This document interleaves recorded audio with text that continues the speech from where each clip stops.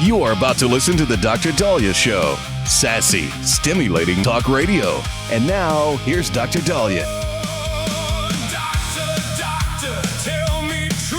What's a heart like mine supposed to do? All right, we are back on the Dr. Dahlia Show. 1-877 Dr. Dahlia, 1-877 DOCDALI. So, Hayden Panettiere, or Panettiere, died. She was only, I believe, 36? She was 36 years old and was supposed to turn 37 this week. Ended up dying this weekend in her apartment in South Carolina. We're being told that she went into cardiac arrest following a suspected overdose. In an audio of a 911 call made at 1:51 p.m. yesterday, according to Daily Mail, a female dispatcher described the 36-year-old star as suffering a cardiac arrest. A few minutes later, male dispatcher could be heard saying that Panettiere had suffered a suspected overdose at the home in Greenville. She was in Heroes. She's a Nashville star, very talented, and sadly loses her life. Detectives confirmed to the Daily Mail that they responded yesterday afternoon to a 911 call from an acquaintance of the star, describing her as unresponsive. Paramedics and officers tried to save her life, and she was pronounced dead at the scene at 2:32 p.m. So police and the medical examiner are investigating. They said yesterday they said they were investigating into her death, but the preliminary investigation has not indicated any signs of foul play or suspicious circumstances. She kind of had an off and on boyfriend, Brian Hickerson. I believe they were in LA. They flew to South Carolina yesterday, or the day before, a day before she died. And unfortunately, she has an 11-year-old daughter. I believe she only has one child. So, leaving a child behind is pretty crushing. She began acting as a child. She was in soap operas, and then she was in the Remember the Titans with Denzel Washington, and then she is the voice of Dot in Pixar's A Bug's Life, and then she played Claire Bennett in Heroes, and then became country singer Juliette Barnes for 6 seasons on Nashville, earning Golden Globe nominations, Best Supporting Actress. But, it's interesting because we're hearing so many younger people die. And the first thing I'm seeing online is people are suspecting the COVID vaccine. And I get why people are a little suspicious of the COVID vaccine. I don't think the COVID vaccine had a role in this. If they're saying it's an overdose, then it would be an overdose. But another influencer, I think, died last week. And then the week before, another young one. And it's very concerning to see young individuals lose their lives so young. Now, if they're overdosing, if they're, committing suicide, if there's that we can't look at something epidemiologically, or we can't look at something, medically that's changing in that generation. But we need to identify why, this is so proliferative. And, our life expectancy has dropped, not because people can't live till their 80s and 90s. We're seeing people live well. Look at Clint Eastwood, who live well into their 90s. It's because we're having more younger people die. COVID shifted that, the fentanyl crisis, suicides. As more younger people die, the average life expectancy is an average. It's a mean of how many people are alive and the ages of when people died, and it starts to shift it down. That was another reason why the average lifespan was 40, 50 years old 100 years ago. Wasn't so much that the average man or woman didn't live past 40 or 50. It's that you had so many childhood deaths that it skewed the number, where an average, person who, lived was in that age. It's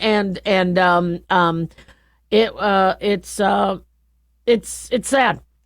So I'm sure we're going to be getting more information on what happened. But, I look at these individuals who were childhood actors. And, when I was younger, of course, I really wanted to be in show business. I've always wanted to be in show business. And especially as a little girl. I wanted to sing. I wanted to dance. I wanted to act. And my family was not very supportive of that. They're like, go to school, go to college. And when I couldn't afford college, there was a Catch a Rising Star circuit at the time. And I had an agent, and I was actually offered. Catch a Rising Star was kind of similar. Wasn't like American Idol, but it was where you went around, kind of like Star Search, something like that, And I was really excited. I was going to live my dream, But then I got a academic scholarship to college, so I had to jump on that. And because I knew I had to go to college eventually, and I figured I would eventually go and do show business. But these kids that are blessed enough to be able to have a career and make money, and might not actually be blessed. They might actually be cursed because they don't live a normal childhood. They become stars. They become celebrities. Their friends are different. Their actions have to be different. The security has to be different. And then, do they get the job? Do they get the next job? What happens when they aren't cute anymore? Now, some like Zendaya, I mean, she's been able to go and make it, and Hayden was able to make it, but many other people don't. And then you wonder, well, if those that are making it are struggling with mental illness, why? What's going on with them? Well, is it that they never had a normal childhood? Is it that their view of the world is warped? Is it that people want anonymity? I can't tell you how many times it is so nice that I could just go out in public, bad hair, bad makeup day, do my thing. Nobody knows who I am because I'm on the radio. Now, yes, now that I'm more on TV, people recognize me locally, but I could go anywhere, outside Las Vegas, and people don't know who I am. So if I want to eat a cheeseburger in public, I don't have to worry about somebody videotaping me. Yet in Vegas, I was out to dinner with some people, and I saw somebody just videotape me, and I was like, I'd like to kind of eat in privacy. I'd like that. Not enough for me to want to overdose or struggle with mental health issues, but somebody who has 1,000 times more celebrity status than I do, that could probably really get to them. If they struggle with relationships, if they feel that they're not going to get another role, a big fear that a lot of these celebrities have is that they're going to become has-beens. Nobody's going to know who they are, and then they have to go and work at Walmart later. Some of the stars are able to, like Matt McConaughey says he's still making money on that How to Lose a Guy in 10 Days. He's still making money. He's still making royalties, but the average actor or actress never negotiated that. So they got their 30 grand. If they got their 50 grand, that money's gone. But, I feel for her and I pray for her family. Sad news. 1-877-DOC-DOLLY.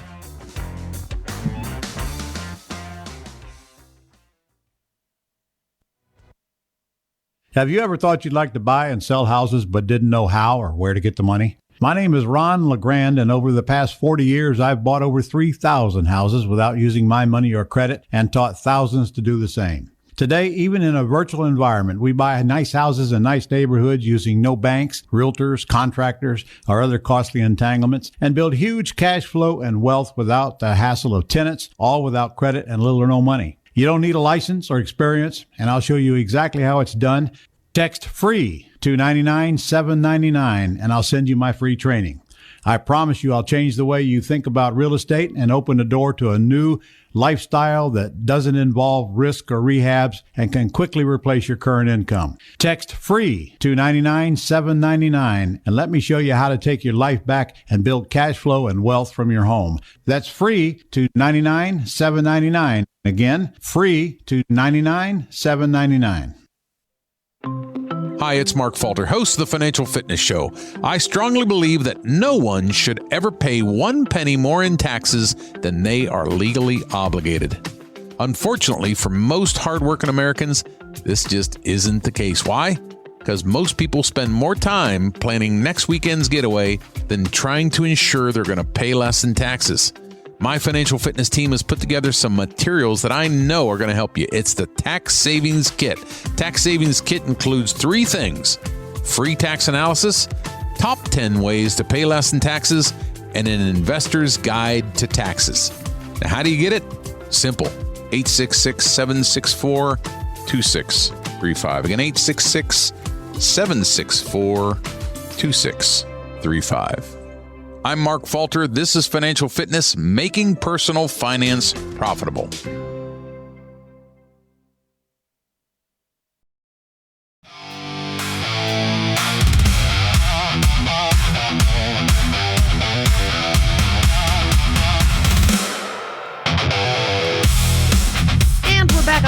Dahlia Show, 1-877-DOC-DALI, 1-877-DOC-DALI. Big thanks to Talk Media Network for making the show happen. Big thanks to Daniel, our producer. And big thanks to y'all for tuning in. We really do appreciate it. Don't forget to follow us on Twitter or X at Dr. Dahlia, Facebook, The Dr. Dahlia Show, and on YouTube, click like and subscribe.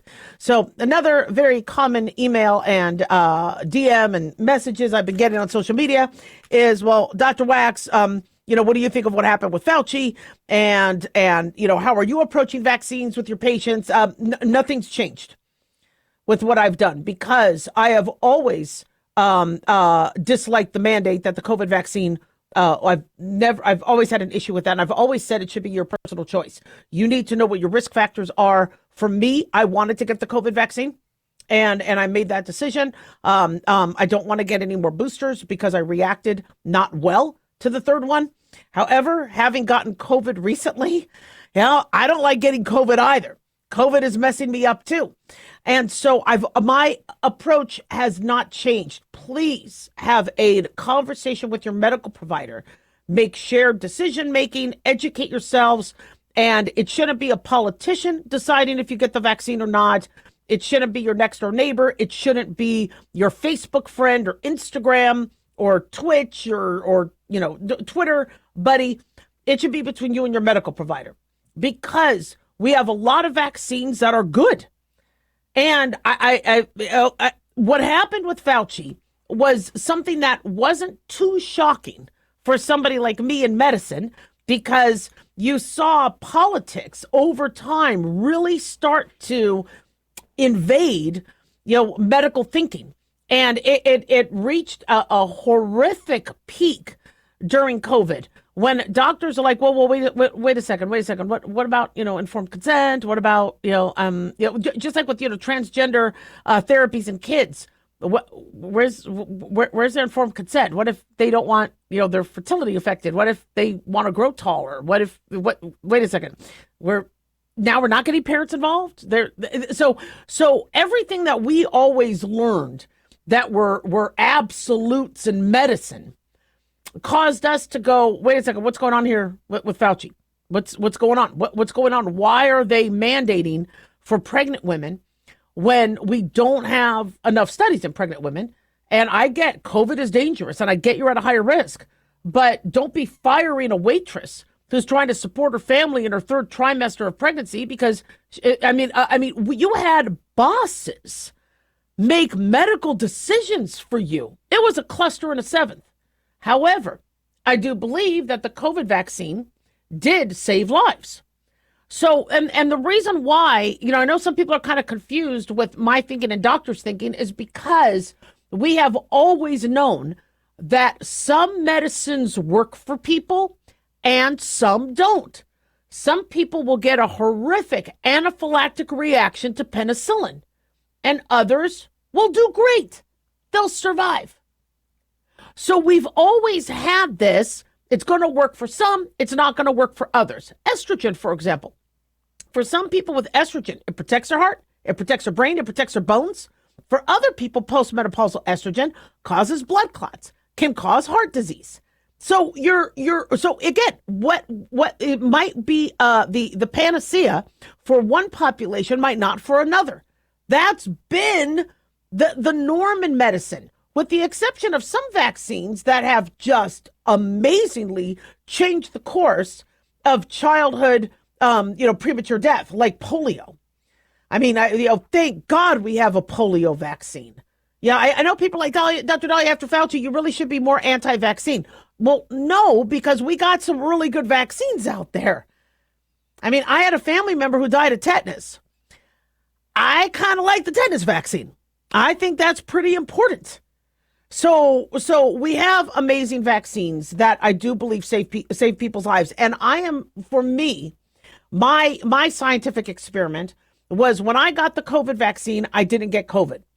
When I stopped getting, but when I did get a booster, and each vaccine I got, I started to feel worse, and I had side effects for it. So for me, I don't like the side effects with the vaccine. So I decided to hold off any more boosters. But then I ended up getting COVID this year, and it's just weeks of misery.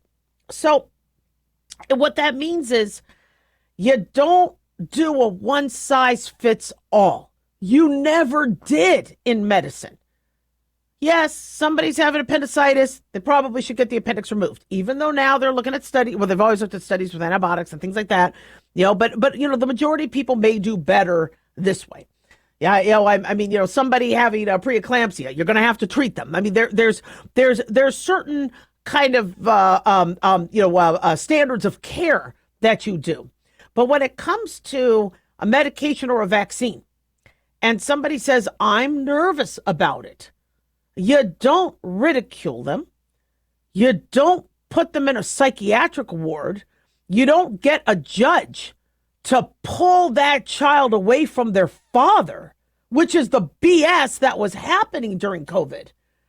And as I predicted early on, I said, guys, look, if you force this vaccine on people and mandate them, and people said, Dahlia, they didn't tie you down and force.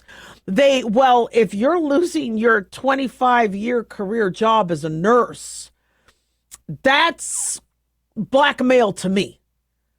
And by the way, if you didn't get the COVID vaccine, you were almost blacklisted in all of the medical field because, remember, Biden was going to pull hospital funding if they didn't mandate it for all their hospital workers, which means you couldn't go across the street and get another job. So, yes, I do figuratively say that was forced. And I had predicted if you do that, then these parents who are already on the edge with all the vaccines that they have to give their child, they might say, you know what, I'm done with all vaccines. And I told you guys that's going to be what's dangerous. Because people would say, Dr. Dahlia, you're being anti-vaccine. You're anti-vaccine. These are from the other side. You're not advocating for COVID mandates, and you're not saying everybody should get it and all pregnant people should get it. You're not saying that. And I'm like, because, I'm actually pro-vaccine in terms of polio, tetanus, hepatitis, not wanting kids to get some serious diseases.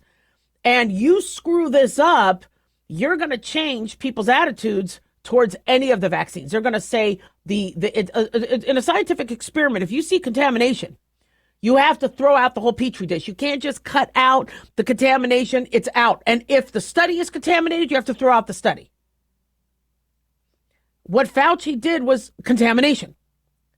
Now, does that mean we have to throw out everything? Do we have to throw out? No. He knew there were risks. He didn't want to convey that because the narrative is just everybody get your shot. Everybody was singing from the Hamilton musical and all that. And there were a lot of OBs that reached out to me saying, I don't want to give pregnant women the shot. And I was having fights with people at the American Academy of Family Physicians saying, a lot of doctors aren't really on board with this. They're nervous. So why can't we, again, let it be a choice. Let there be, you do the benefits versus the risks. You evaluate if that person is going to be at higher risk for COVID, that's going to hurt the baby. They might want to consider getting the vaccine. But if somebody's healthy and we're still unsure, and I remember telling you guys early on in 2021 that there was a study looking at a higher risk of miscarriages. So that study was out there, but the media didn't want to cover it. We covered it. So what I recommend, so I'm going to be getting my second varicella shingles vaccine. And I know everybody has warned me that it's going to kick my ass because the first one kicked my ass. And I know somebody's going to say, because I'm very public about when I get my vaccines and my mammograms and my pap smears, you guys all get to, see the blow by blow with my colonoscopy. Somebody's going to say, why are you getting the vaccine? Because for me, and it's my right, I don't want to get shingles because my guess is the shingles is going to hit my eye, blind me. I don't think I'm going to get the shingles on my ass. I would love for the shingles to just hit my ass, but it won't. Most likely my chicken pox decided to hide out in the, in the dermatomes that's going to affect my face. So for me, I want to get the shingles vaccine. Plus, I do like some of the data looking at decreasing dementia risk because probably these, shingles reactivations could be affecting people's blood flow to the brain and cognitive function and the stress of that and the cortisol. There's so many different things that could be affecting that. As far as I'm concerned, I don't need anything else giving me more dementia. COVID already is affecting my memory. So I'm going to be getting that shot soon. I got to figure out because I'm going to be down for 2-3 days. So I'm kind of thinking about doing it maybe this Friday. I got to figure out if and I know a lot of you guys are like, well, why? but because I made a personal decision. This is something that I did research on. I've talked to my doctors about, and yes, I have doctors too. So my recommendation for you all, as you look at what's going on with vaccines, is don't panic. What happened with Fauci, we expected. We all knew this was very politically driven. And most of us agree that it did help people. The vaccine helped people, but they never should have mandated it. So for you, talk to your medical providers. We have great vaccines out there that are saving lives. You know, it doesn't mean you have to say to hell with all of them, but you are allowed to ask. You are allowed to educate yourself. And I recommend that for everybody. 1-877-DOC-DOLLY. Don't go away.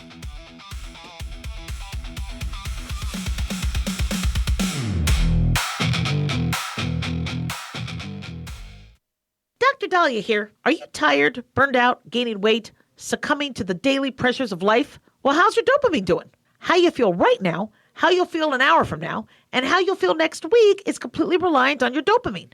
Our daily motivation and willingness to push through challenges depends on the intricate chemical process dopamine provides. Christian Kalikas and I created Deploying Dopamine, a book that tells you what dopamine is, when it dysfunctions, and how to successfully deploy it when needed. Find Deploying Dopamine on Amazon today. Check it out. At Hot Shot Secret, we share the science behind common diesel problems. For example, Diesel fuel cetane levels. the cetane rating in diesel fuel is 42 to 45. Most diesel engines operate more efficiently with a cetane rating of 48 to 50. One treatment of Hot Shot Secret Diesel Extreme will raise your cetane 7 points, increase fuel economy, and improve cold starts. Hot Shot Secret Diesel Extreme is available nationwide at truck stops, fine farm and auto stores, and online at hotshotsecret.com. Hot Shot Secret, powered by science.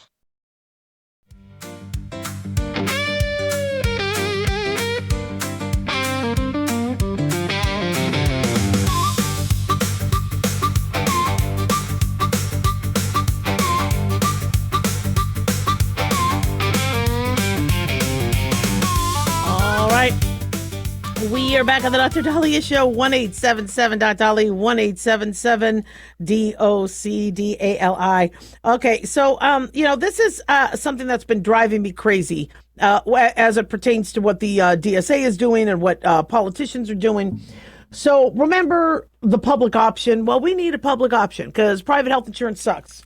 Now, private health insurance wasn't good, but they ended up coming up with Obamacare, and now private insurance is even worse than it ever was. So the private insurance realm has been frustrating a lot of people because a lot of us have ridiculous premiums, absolutely ridiculous premiums, and we have ridiculous deductibles.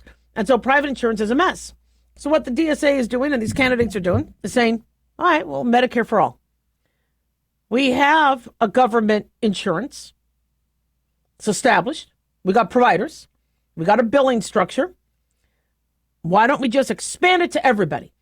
And you have voters out there going, oh, yay, that sounds good. That sounds good. And what many of them are thinking is that, well, Medicare is free. So now they have free insurance. Now, as a physician, I knew that Medicare wasn't free. I thought most people, because you got your Medicare Part A for the hospital and B for doctor visits, that's the government Medicare. But then if you want your medicines covered and other things, you need to get supplemental or you need GAP. So most of my patients were paying something. But I saw a lot of poor patients whose premiums were only a few $100s a month. I'm hearing now that people are paying a lot more a month for their Medicare.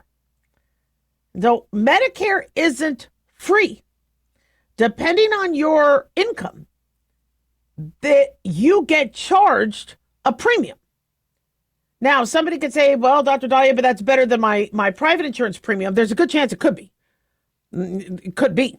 You know, I mean, depending on who you have but if you have employer-based insurance, I'm looking at the numbers, and some of you may be paying more once you go on Medicare. So if these candidates are saying Medicare for all, and you're like, sign me up, it's free, you might want to do your research. Because if they're charging the average person to be on Medicare, now, if you're on Social Security disability, they might not have the premiums. But for the average person that ages to 65 and then goes on Medicare, they're paying premiums. They're not going to take a premium-based insurance for older individuals and then all of a sudden wipe out everybody's premiums. And if Medicare is not as good as your Blue Cross Blue Shield or your United or your Cigna, you're going to be pissed. So I'm looking at some of the numbers here. All right. If you're based on your insurance, or I'm sorry, based on your income, you may be paying a higher monthly price for Part B medical insurance and Part D drug coverage.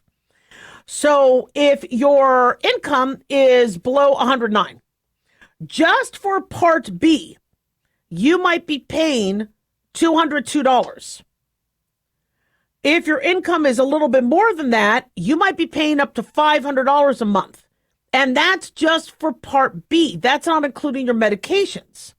And the Social Security Administration looks at your income from your federal tax return filed 2 years prior. So for those of you going, okay, well, when I'm 64, what I'm going to do is I'm just going to, go on welfare or whatever and no, because they're going to look at 2 years back. So people's monthly fees for their total their premium, but that's just for Part B, because you got your Part A, which is for your inpatient hospital. You got your Part B, which is your basic medical insurance for doctors and all that. And then you got your Part C, which is your Medicare Advantage, which combines the parts. You need Part D for your prescription drugs. And so by the time you're said and done, you could be paying close to $1,000 per month, depending on what you need, where your income is. And that's my problem now. I don't know what I'm paying, but I believe we are close to $1,000 a person in our family. And one's already off because he's over 26, but the other one we still have on, but our insurance, I think, is better than Medicare. So when you hear Medicare for all, you need to ask a couple questions. Number one is, how much are you going to be paying for Medicare for all? Nobody's been talking about how people have to pay. I mean, I've known that my patients had to pay. I just didn't know how much they were paying. And a lot of them were working. So they were getting coverage through work, and they were able to get their Medicare Advantage plan. They were able to. Now employer-based insurance is changing because of the Affordable Care Act. So your Medicare for all, and I've been paying into the Medicare system for me since I've been working, since I was a kid. I mean, I've been paying into the system. You're still going to be paying for premiums. That's just the way it is. And so, is Medicare insurance better than others? Well, it depends. If your Medicare is universal in terms of, over state line, I could go to New York, I could go to Alaska, and if I have Medicare, it should cover me at a place that takes Medicare. But there's a lot of doctors that don't take Medicare. Hospitals do, but a lot of private companies are like, no, they don't pay us. They decide to change the rules on bundling. They ask for money back. We don't take Medicare. Now, somebody could argue, yeah, but they may have that with their own current insurance. It's true. But before you vote for somebody who is saying Medicare for all, really do your research on how much better Medicare is in your city. So one example that we were seeing as doctors, which was very frightening, is when during the Obama years, they changed the rules where if you have a medical event like a fall or a complication, you get an infection, a nosocomial infection in the hospital, that hospital will not get reimbursed to fix it. And if a hospital readmitted you under, God, I forget if it was 30 days, that care would not be covered because they released you too soon. You got sick again. You came back. So some of you might be like, well, yeah, screw the hospital. The hospital isn't the one that got screwed. So I was hearing from patients that they were diverted to other hospitals. If the hospital didn't think they were going to get paid for you because you had COPD or you had a severe cellulitis or something, you were coming back, they won't get paid or they'll get penalized. There was a penalty. So they diverted you to another hospital because patients would call and I'm like, okay, so are you back at so-and-so? No, they wouldn't take me. I had to go to another hospital. Really? Another trick that we saw hospitals do, and mind you, I'm very grateful for the hospitals in my town, okay? But this was another trick, is you didn't get admitted. You stayed in the ER. So friends and patients would be calling saying, Doc, will you help me find a bed in the hospital? I have been in the ER for 3 days. And I'm like, you're lying. It hasn't been 3 days. No. I went in on Friday and now it's Monday. I'm still in the ER. I'm like, were you at that hospital recently? Yeah, I was there a few weeks ago for X, Y, and Z, but now I'm back in the ER and they won't give me a bed. Are they really that full? Well, because the trick was, if they admitted you, you wouldn't get covered, but if you were in the ER, you could. So, I don't know if those same shenanigans are being done now, but you might want to hold on to your private insurance in case this type of BS happens with widespread, because now we have Medicare for all. 1-877-DOC-DOLLY, don't go away.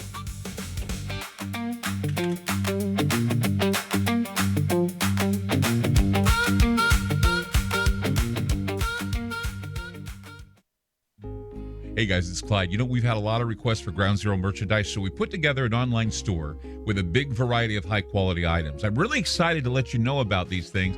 We have a lot to offer you and your loved ones. In addition to our regular apparel, such as t-shirts, beanies, hoodies, and hats, we've expanded our product line with posters, flags, aprons, mugs, and a whole lot more. We also have Ground Zero collectibles, along with a limited edition of items like a Clyde Lewis canvas portrait, a Ground Zero embroidered jacket that will certainly make for great gifts and for interesting conversations with family and friends. And we now offer publications such as Ron Patton's book about mind control, MK Zine, and back copies of the official magazine of Ground Zero while it was in print. Paranoia, the Conspiracy Reader, also coming in 2023, are updated and revised books that I've written. There's a secure and easy-to-use shopping cart for your purchases. So shop today at our official store by going to groundzeromerch.com. Again, that's groundzeromerch.com. Hey, America. How tired are you of mainstream corporate media's biased narratives and manipulated news? Their dishonesty and attempts to influence this generation have been exposed, put on display for anyone who's even half paying attention. But the New American Magazine has been an honest source of news and commentary for over 50 years. This is your opportunity to receive the stalwart of principled journalism at a deep discount. Picture a beautifully published magazine arriving at your doorstep twice a month, packed with insightful stories written with integrity. It's also available digitally on the New American's mobile app. Get up to speed with intelligent coverage from a freedom perspective. Right now, for a limited time, the New American is available to radio listeners at a 25% discount on a new subscription. Visit thenewamerican.com/radio25 and receive 25% off. Subscribe today at thenewamerican.com/radio25.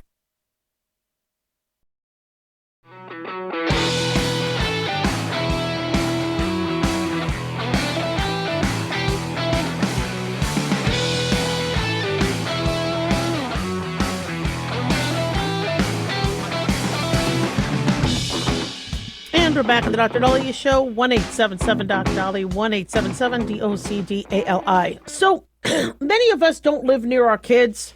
Some of us do get to live near the kids. And I'm in the position, I always talk to you guys about what I personally go through, not that you care, but just because, it brings up some talking points. So my son is engaged. I'm so happy my baby. Oh, my little baby Tushy is going to get married. Oh, my God. Love his fiance. She is amazing. They're already kind of working on, getting married. In fact, she's Catholic and he's Jewish. So they want to get married in a church and a temple. and they are working on that. Again, if anybody knows how to, make the Judeo-Christian household work, it's going to be them. So I'm really, really excited about that because our family is mixed. We have Christians, Catholics, Jews. So it's obviously going to be exciting for them.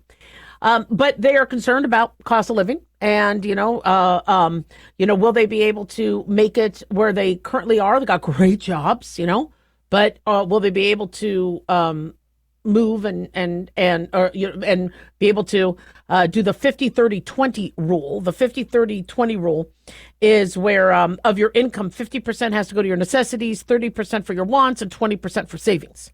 I have never been able to do the 50-30-20 rule, because my expenses with student loans and kids and all that was always more. So it was more like a 98-1-1 rule, right? That was, in my case. But yeah, hopefully if you guys could do the 50-30-20, 50% of your money goes to your rent, your power bill, your food, your necessities, 30% for your entertainment and wants, and then 20% for savings. If you could do that, that's fantastic. But the average person can't do that. And so, they're looking at options and trying to see what they could do as a young couple. And then one of my nephews got a job offer and was able to move to another city, rent a house. They're making it work. The younger generation they're making it work. But I get, some of my previous students who have trained in other states, and they call me saying, I'm coming back to Vegas. I'm coming back to Nevada. And I'm like, well, that's awesome. Why? They go, the kids. We need help with the kids. And we really want to be near family. I'm like, oh, that's really, really cool. And then they also go, and we want to be near you. Oh, okay, yeah, let's go. I'm your Aunt Dr. Dahlia. Good, love it. But I keep hearing that a lot, where families, young families, go, we're going to do it ourselves, we're going to whatever. And then they're like, I need help. And when I raised 2 kids, if it wasn't for my husband and daycare and my nurses, it took a village. Because after my first baby, I had to go back after 2 weeks. And after the second baby, I went back to work after 3 days. Now, luckily, they sleep all the time, so I could bring them to work, but I didn't want them to get pneumonia and, RSV and things, So eventually, we put them in daycare. We thought it would be safer for them to be in daycare than my office. But we used my office a lot. We built a little bathroom and a shower in case they had a poo-poo blowout. And we made it work, and we went through babysitters, and you couldn't just overwhelm one babysitter because it's a lot to take care of a kid. And we didn't want to use daycare. Daycare was really, really expensive. But, having 2 kids and my busy schedule, Corey started to take off work so he could be with them more, pick them up from school, things like that. And it was rough. We didn't really have a lot of family. My mom helped a little bit when we needed her to. But when they're really, really young, an older grandparent could be limited in what they're able to do. So I go to a friend's house who just had a baby. And I've been there now a couple times, and I love this baby so much. And I'm holding the baby, and I'm feeding the baby, and I'm walking around and back, and then my arm is hurting. I'm noticing I can't continue to hold the baby. And I'm like, well, that's odd. I've held babies before. I have some fairly good upper body strength. Well, it's because my body was a little bit of a new position to hold the baby, protect that neck, feed. And I'm not old, but I'm starting to get to the age where I could be a grandma. And when I was talking to them about babysitting, they were talking to me about their options, but thank God they're here where there's family to help. And so I was, wondering how many young people find themselves in this position where I remember I have a family, my extended family is very dysfunctional and toxic. So for me, I didn't want to be around family. They weren't going to help, and it was just going to cause more mayhem, try to break me and Corey up, just whatever. So my thinking was get the hell away from the family. But if you have a family that's not dysfunctional, you really want to be near them. If you're older, do you really want to be away from your kids as you're aging? And then another thing to think about is the travel. You might think, okay, well, if they move, we'll just go out there a few times a year. They'll come out a few times a year. We'll actually see each other practically every month. Doesn't happen. It's really hard to travel with kids. It's really hard to take off work. Same thing on your end of it. Plus, it's expensive. So I don't think a lot of families have those conversations. And many people, like when I wanted to have a baby, I was, of the mind process, this is just what you do. I get through school, I get pregnant, or I get married, I get pregnant. I don't even think about how much work it's going to be because then you won't do it. Well, the younger generations are different. They're like, well, let's think this through. Let's plan it out because we don't want surprises. We don't want postpartum depression. We don't want, now luckily I never had, postpartum depression or whatever, but I got to tell you, I was really surprised by the bill for, daycare. I was really surprised at how much I hated being away from the kids. I mean, that was kind of a show. I wouldn't have done it differently. I'm glad I had my kids. I'm glad I didn't hesitate because the older I got, I think the more, I could have had complications. I had my first one at age 28 and my second one at age 30. And I think that was old enough for me. But, a lot of younger people are like, well, let's make sure we have all our ducks in a row and then we'll start to conceive. The problem is 9 months to a year from now, your ducks might already be gone, in a different pond. So one thing that is a little bit more stable, hopefully, is if you have a good family network. And I think families need to have that conversation of, look, if you start to feel overwhelmed and you need help, I know a lot of people, they watch Friends for all their baby advice. Well, Rachel looked good when she was pregnant, and she had the baby and her labor only seemed to be 10 minutes. And then they had a gorgeous nanny and she still got to go out and whatever. And that's not real life. The real life is you don't want to leave the baby. Sometimes you can't trust a babysitter. Sometimes you worry that the babysitter might actually do harm or invite their boyfriend or girlfriend over or whoever.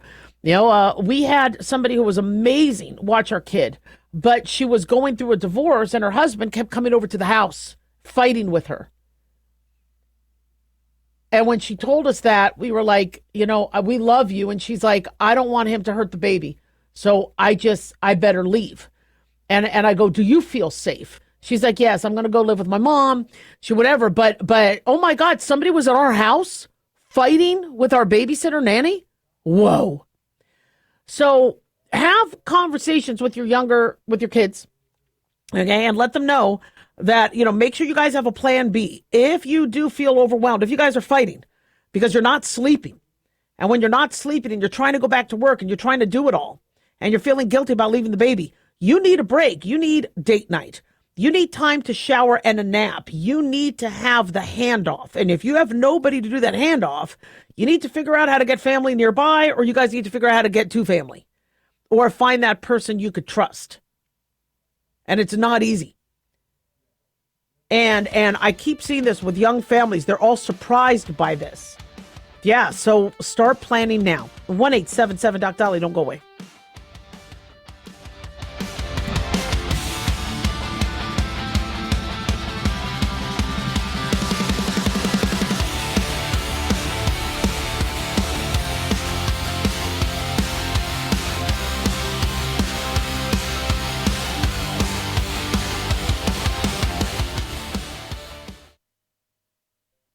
Looking for an easy read that can actually help secure someone's future? Pick up a copy of Mark Falter's book, Common Sense Income Strategies. For the past 30-plus years, Mark has helped thousands of hardworking Americans secure their financial future by using strategies that continue to create wealth, whether the market is up or down. Strategies that will make perfect sense once you take the time to read this powerful book. Common Sense Income Strategies brings to you what Mark has been teaching in person and talking about on the radio for decades. It's not rocket science, it's a pretty easy read. You've worked too long and too hard not to see the fruits of your labor. Common Sense Income Strategies is available now on Amazon or by calling 866-764-2635. That's 866-764-2635. Common Sense Income Strategies by Financial Fitness Show host Mark Falter. Secure your financial future today.